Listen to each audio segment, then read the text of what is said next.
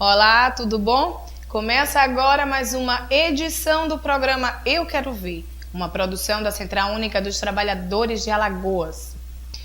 O diretor do Sindipol, Sindicato dos Policiais Civis do Estado de Alagoas, esteve aqui no nosso estúdio e falou sobre o aumento da violência aqui no nosso estado.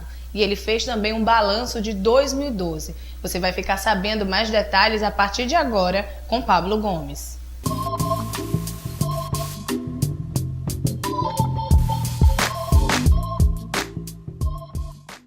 E hoje, no nosso quadro de entrevistas, eu recebo o Estélio Pimentel, que é diretor de planejamento do Sindipol, Sindicato dos Policiais Civis do Estado de Alagoas. Obrigado, primeiramente, Estélio, pela presença. A gente começar com uma pergunta que todo mundo faz às vezes, né? Por que o nosso Estado chegou a esse caos na segurança pública? Bom, primeiro, bom dia aos telespectadores, né? E a CUT. Veja só, o problema do histórico da violência no Estado é um problema recente, né? A virada, né, da violência nesse Estado, ela começou em 2005, né? Isso, os dados do Senasp mostram bem. Tanto em taxas gerais de homicídio, né, onde você nota uma guinada, né, a partir de 2005, como também em violências de jovens e crianças, né, adolescentes e crianças, né. O conteúdo mata-se muitas crianças e adolescentes. Grande parte dos mortos são crianças e adolescentes. E grande parte dos algozes das pessoas que matam também são adolescentes, né, no Estado. Veja só. O que causa isso em nossa avaliação, na verdade, são três aspectos, né? São três fatores, né, que são renitentes, que são do próprio Estado de Alagoas, né? Primeiro, a invasão do crack, que não é só alagoana, é nacional, né? O crack enquanto droga destruidora, né? Não só de pessoas, mas de comunidades, de famílias, etc. A maconha nunca teve o poder que o crack teve. Acho que todos concordam comigo, né? De destruição. Segundo, o surgimento de uma hora para outra, né? De um ano para outro, ou em alguns anos, de 1 milhão de jovens carentes no estado de Alagoas. 1/3 da população, num estado pequeno, 1 milhão de pessoas carentes. Quer dizer, que se juntou aos que já haviam antes. Carente, você diz, sem família. A gente trabalha com 3 carências básicas, certo? Que é a de perspectiva, né? A de pertencimento e a de visibilidade. Basicamente, é 1 milhão de pessoas onde falta isso. E o que seria essas 3, para quem não... A perspectiva é a vida, é a continuidade de sua vida amanhã, certo? Ou seja, é o fato de você poder produzir a sua vida de amanhã. Você ter um emprego, você ter saúde, você ter educação, isso, certo? Isso seria perspectiva, mas isso é o menor dos problemas. As duas outras carências são as que mais destroem e mais levam o jovem para a violência, né? Pertencimento é o acolhimento no grupo social. Então, eu e você temos família, você tem o seu trabalho, eu tenho o meu, certo? Você tem 1 milhão de jovens que não têm essas coisas, certo? E aí o que acontece nesse 1 milhão de jovens, com esse grupo que a gente chama, né, grupo vulnerável, né, que surgiu de uma hora para outra, é que o grupo criminoso acolhe. Ele encontra acolhimento no grupo criminoso. Então o pertencimento dele se dá no grupo criminoso. Ó, meu irmão, vem para cá, somos nós contra o resto. Nós contra o mundo, né? Mas vem para cá, somos nós. Aqui somos nós, entendeu? Ele supre a ausência da família, a ausência da comunidade, a ausência do grupo de trabalho, do grupo de estudo, etc. Certo? E por fim, a questão perdoe, eu esqueci, da visibilidade. Da visibilidade. Você não vê, você não conta nos seus cálculos, na sua vida diária, com esse 1 milhão de pessoas carentes, 1 milhão de jovens, de adolescentes em geral, ou um pouco mais velhos, certo? Então, a visibilidade é você contar com ele, é você ver que ele existe. É a existência dele, né? Mostrado. Então, veja só. E o grupo criminoso empodera ele, porque dá uma arma. No momento que o cara bota uma arma em cima de você, você vê ele. Você nunca viu ele na sua vida, não conta com ele. Mas no momento que ele bota uma arma na sua vida, em cima de você, você vê. Isso dá visibilidade. Então, dá poder a ele de ser visto. Entendeu? Então, essas duas carências, porque o grupo criminoso ele não dá perspectiva. Você não tem como viver fora dele, mas também não tem como viver nele. Né? Ele não dá perspectiva. Você vai morrer qualquer dia desses. Mas dá essas duas coisas. Dá pertencimento e dá visibilidade. Certo? E como foi? O problema não é propriamente esse. O problema é como foi que surgiu de uma hora para outra 1 milhão de jovens assim. Sim. Como foi? Pois é, foi devido a duas coisas. Primeiro, um acordo com os usineiros, né, a principal atividade econômica. Esse acordo dos usineiros, o do início do ano da década de 90? Isso, exatamente. Esse acordo com os usineiros, ele desmontou, né, o Estado enquanto poder investidor, enquanto fornecedor de serviços e oportunidades. Certo?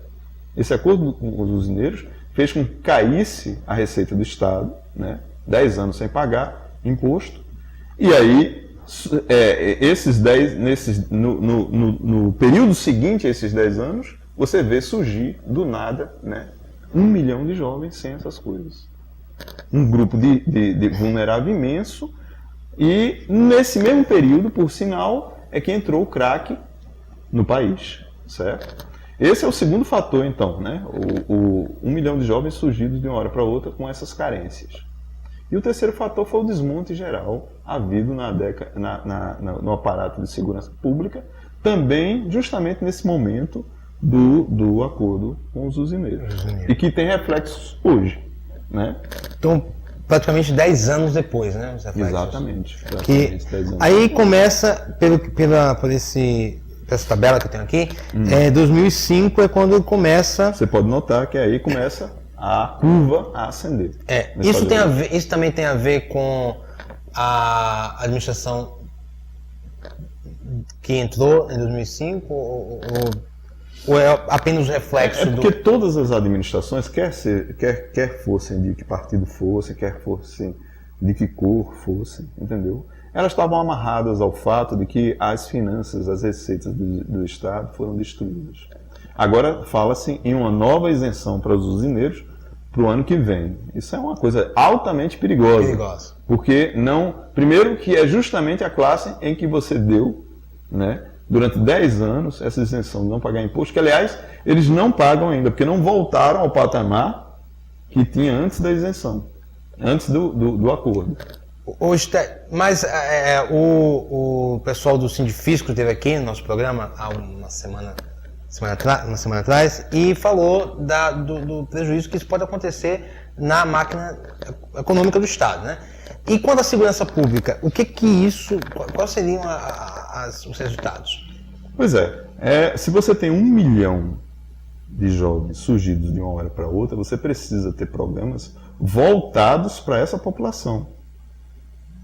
Se você reduz ainda mais a receita do Estado, né, como é que ele vai investir nessa área? Duas coisas que você precisa. Primeiro, a segurança pública, que está destruída. Né? Você precisa levantar a segurança pública. E do outro lado, você precisa, mas principalmente, né, programas para atingir este 1 milhão de jovens. Né? E aí são programas sociais.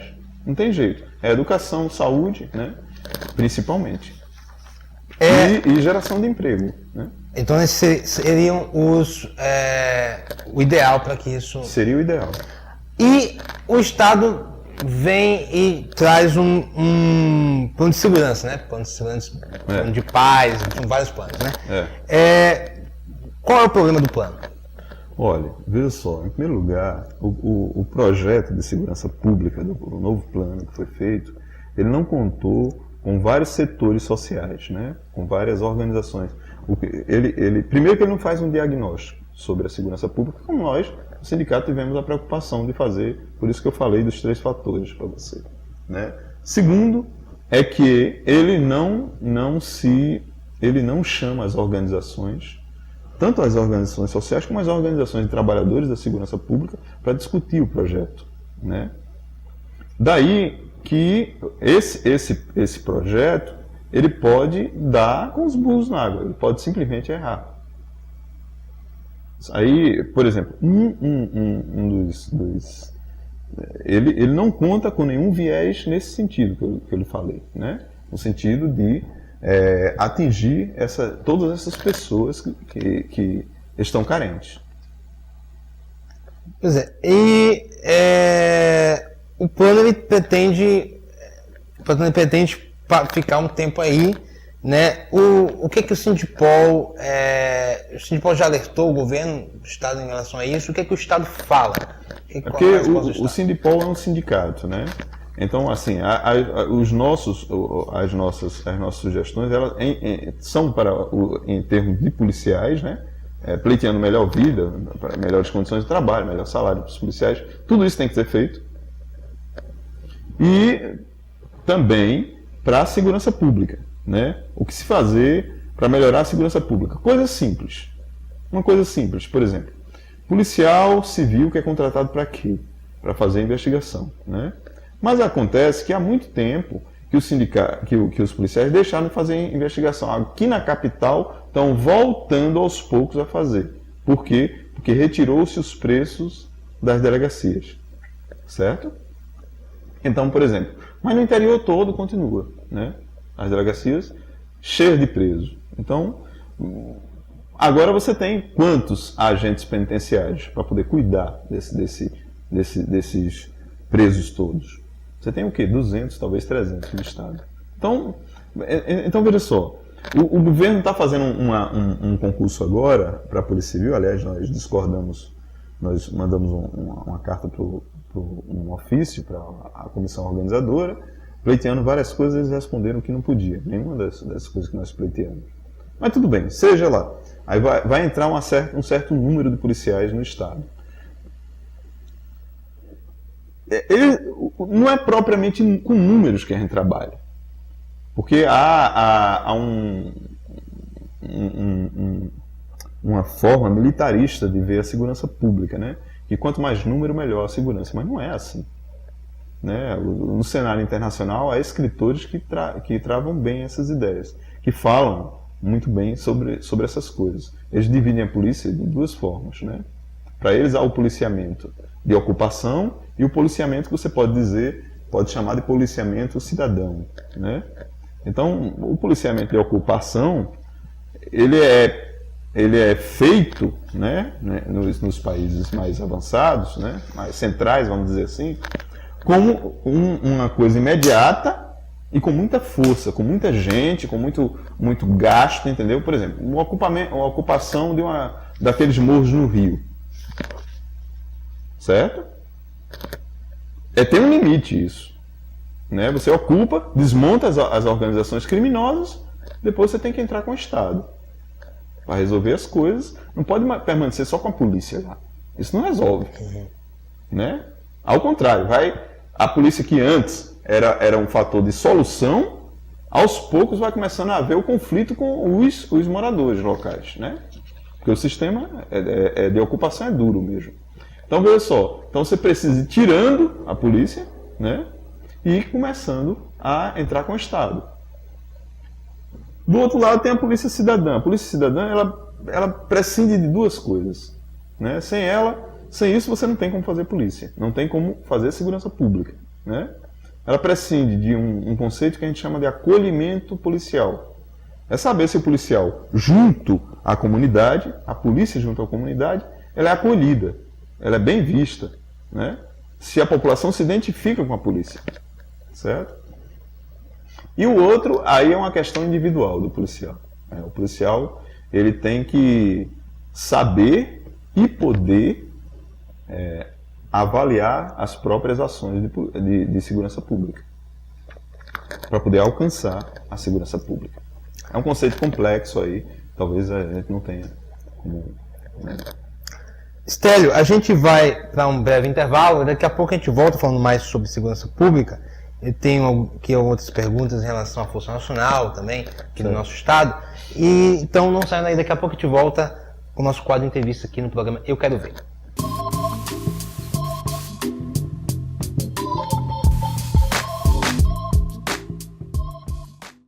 Todo final de semana você está convidado a assistir o Doc CUT, espaço reservado para documentários produzidos pela CUT Alagoas e entidades parceiras. A cada mês você confere um documentário novo com os mais variados temas. Doc CUT todos os sábados às 11h30 da manhã e aos domingos às 1h30 da tarde. TV Com, 10 anos de compromisso com a sociedade. O hip hop pra mim é um estilo de vida que eu descobri, né? Aprendi o que tinha por trás disso chamado hip hop e vi que aquilo ali era a minha cara. A gente quer mostrar que o que a gente faz é movimento de reivindicação através da dança, através de arte, através de música. Que as pessoas usam o nome hip hop, mas não fazem. Usar o nome hip hop é uma coisa. Fazer o hip hop é outra. O que falta pro hip hop se fortalecer, irmão, é a unidade, o trabalho em conjunto, a união, velho. Eu acredito que a gente é bom separado, mas junto a gente pode ser melhor ainda. Como eu falo, talvez insuperável, tá ligado?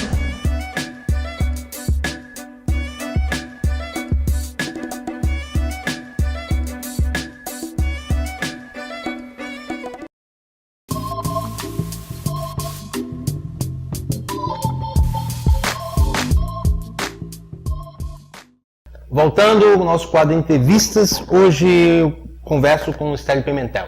Ele é diretor de planejamento do Sindipol. Estélio, a gente estava conversando aqui em off em relação ao estado de Pernambuco, né? Recife, eu lembro, há uns 10 anos atrás... Está aí na estatística, você pode ver como diminuiu. Pernambuco tinha essa fama, né? Inclusive as pessoas tinham medo, eu estive lá há 10 anos atrás, as pessoas falavam bastante da violência e caiu. Então, o que eles fizeram? A curva de queda de Pernambuco é ainda mais recente, né? Ela começou, você pode ver aí nas estatísticas, em 2009 e 2010, né? Devido ao plano de segurança de Pernambuco, que é um plano recente. O plano tem 2 vieses, né, em Pernambuco. Um é de gerenciamento por área, né? A discussão sobre segurança pública nas áreas do Grande Recife e nas áreas do interior, né? Discussão de segurança pública e ações voltadas à segurança pública, onde o policial é responsável perante a comunidade. Veja que coisa interessante. Primeiro, isso acaba conduzindo àquela primeira ideia que a gente disse, do acolhimento da polícia junto à comunidade. E segundo, é uma questão salarial também, né? No que eles organizaram a segurança por áreas, né? Eles também aumentaram os salários, tiveram um aumento substancial nos últimos anos, né? No estado de Pernambuco, né? Que era um dos mais aviltados do país, né? Mais baixo do que o nosso, e lá eles tiveram. Então, essas duas coisas, né? Como se houvesse uma parceria, né, entre comunidade, Estado e organizações policiais, e acabou dando certo. As estatísticas mostram. Aliás, coisa interessante, se você olhar para essas estatísticas, todas elas do mapa da violência do Senasp, nenhuma delas tem dados de polícia, né? Que aqui no estado costuma-se dizer que os outros estados mentem quando divulgam as informações, né? A polícia dos outros estados mentem, e o nosso é real, né? Eu já ouvi essa conversa. Mas ninguém usa estatística de polícia, né? As estatísticas usadas pelo Senasp são do Ministério da Saúde. Ô, Estélio, e você falando aí da valorização dos policiais, aí aqui tem, no estado de Alagoas, recebeu a Força Nacional recentemente. Sim. Isso, de certa forma, diminuiu o investimento da segurança pública do estado de Alagoas, né? Está aqui para você, certo? Recentemente a Força 2011, Nacional entrou 125 aqui milhões. E aí é uma queda... Esse é um dos dois problemas da Força Nacional. Um dos problemas é esse, é que o Estado ele viu como se fosse um problema federal a segurança pública aqui, e já é o segundo ano onde ele deixa de investir, onde ele reduz o investimento em segurança pública. Está aí, no ano de 2011 era 125 milhões, no ano de 2012 118, 7 milhões a menos, e esse ano 103, portanto 15 milhões a menos para 2013. Você tem uma ideia. Isso. Esse é um dos problemas do investimento federal. É que o Estado pode acontecer, não sei se acontece nos outros locais, mas no Estado de Alagoas está acontecendo isso. O Estado está se retirando da segurança pública, achando que não é com ele, primeiro, né? Segundo lugar, o problema da Força Nacional, o problema dos grupos da Força Nacional, é que eles desqualificam os policiais na entrada, desqualificam na saída e desqualificam no meio. Eu vou explicar para você como é que é. Veja só, na entrada ele desqualifica porque... Por que você chamou a Força Nacional?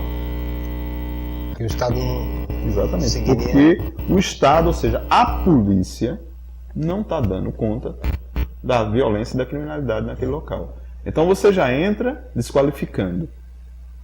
Você desqualifica no meio porque o policial da Força Nacional, né, geralmente são os melhores policiais de outros estados, ele entra aqui cego. Ele não conhece o local, não conhece, entendeu? Ele usa as informações produzidas pela Polícia de Investigação, Polícia Civil, né? Então, investigação é um problema porque você só passa se você quiser, certo? Então, e ele ganha R$6.000 a mais no mínimo, né? É o menor patamar de diárias, né? Além do salário dele, né? Trabalhando com armas melhores, com munição melhor, com treinamento melhor, com um grupo fechado e com melhores equipamentos. Então você está desqualificando no meio. Você tem uma parceria onde alguém tem um poder de fogo, um poder de atuação muito melhor que o seu, né? E desqualifica na saída. Porque no caso de você ceder suas informações para a Força Nacional e conseguirem desmontar um grupo criminoso, um foco de droga, de crack, por exemplo, né, que é o mais comum, quem fez a coisa? Todos atribuem à Força Nacional que estava no local, né?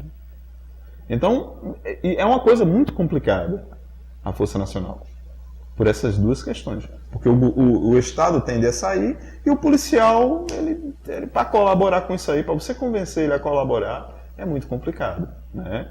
Isso aí, relação o policial, o policial tende a não colaborar, porque ele foi desqualificado. Então, a forma ideal de atuação da polícia talvez não seja a Força Nacional, talvez seja diferente, né? Mas, por exemplo, você teve aí uma discussão sobre piso que demorou 2 anos e nada foi resolvido, né? Você teve aí uma discussão. No nosso caso, por exemplo, só falando especificamente sobre a Polícia Civil, tem essa questão dos presos, né? Que os policiais civis do interior continuam cuidando de preso, ao invés de estar investigando, porque eles são pagos para isso. Tem a questão do plano de carreira, por exemplo, que nós ainda hoje não temos um plano de carreira. Nós temos uma carreira desde 2001, antes nem isso a gente tinha, mas não tem um plano de carreira. E a gente espera discutir com o governo esse ano. Talvez isso melhore a abordagem, a perspectiva do policial, entendeu? Ok. Nós conversamos com Estélio Pimentel, diretor de planejamento do Sindipol, Sindicato dos Policiais Civis de Alagoas. Muito obrigado, Estélio, pela entrevista. E a gente fica por aqui. Até a próxima.